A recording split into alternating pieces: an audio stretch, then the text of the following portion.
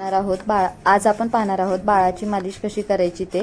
मी ज्या काही tips follow करून माझ्या बाळाची मालिश करते त्या टिप्स मी इथे सांगणार आहे. कदाचित तुम्ही देखील माझ्यासारखे न्यू मॉम असाल तर तुम्हाला बाळाची मालिश करताना फायदा होईल.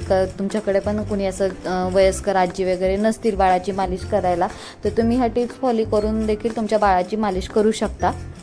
तर मी इथे कोकोनट ऑइलचा वापर करते आहे बाळाची मालिश करताना. तुम्ही हे तेल थोडंसं गरम करून नंतरनं देखील त्याची मालिश करू शकता, पण मी हे तेल गरम न करता डिरेक्टली नॉर्मल टेम्परेचरवरचं जे तेल असतं बाटलीतलं तेच वापरणार आहे मालिश करायला.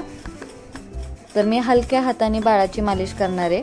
अगदी त्याच्या टाळूवरती वगैरे तेल घातलेलं आहे. व्यवस्थित हलक्या हाताने प्रेस करत मी त्याची मालिश करत आहे, गालाची वगैरे.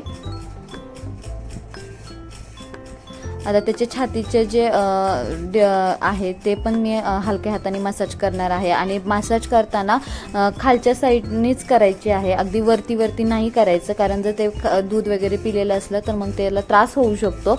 तर तुम्ही जेव्हा ते प्रेस करताय, बाळाची मालिश करताय छातीची, तेव्हा खालच्या डिरेक्शननी म्हणजे पोटाच्या डिरेक्शननी त्याला चोळा. तर तेल, अजून थोडंसं तेल तुम्हाला जसं बाळाच्या शरीरात तेल जसं हे होतंय मुरतंय त्यानुसार तुम्ही तेल घ्या. तर इथं पाहू शकता दोन्ही पाय वगैरे मी असे व्यवस्थित छान चोळून घेणार आहे.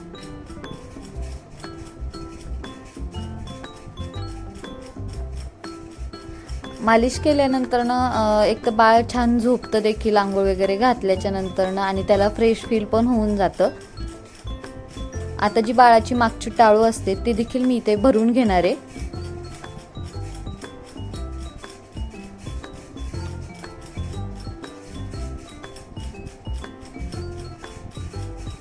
बिलकुल शांत बसत नाही बाळ मालिश करताना.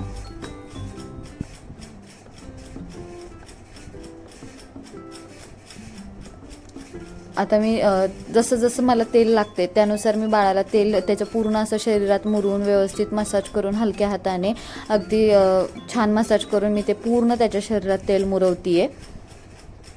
तर दोन्ही हात तुम्ही पाहू शकता मी कशा पद्धतीने त्याचे हे केले. आणि अशा पद्धतीने जर मसाज केली तर त्याचं ब्लड सर्क्युलेशन देखील चांगलं होतं.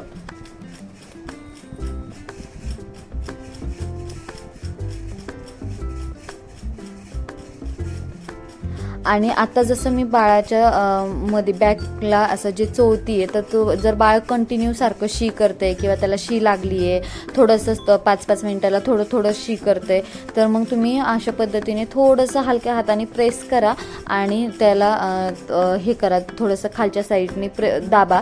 तर मग तुमचं बाळ जर सारखं शी करत असेल तर ते नक्कीच डेफिनेटली थांबतं. तर तुम्हाला देखील अशाच बाळाच्या मालिश करण्याच्या किंवा तुम्ही कसं काय बाळाचं हे करता अशा टिप्स पाहिजे असतील तर आपल्या चॅनलला लाईक, शेअर, सबस्क्राईब करायला विसरू नका. तोपर्यंत पाहत राहा.